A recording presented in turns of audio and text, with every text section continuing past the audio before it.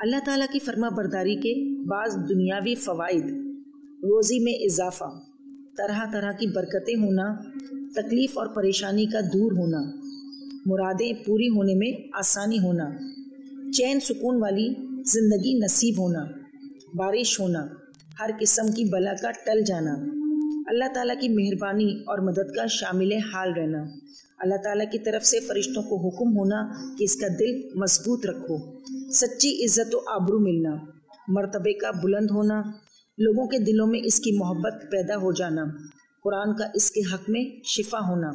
مال کا نقصان ہو جائے تو اس سے اچھا بدلہ مل جانا، دن بدن نعمت میں ترقی ہونا،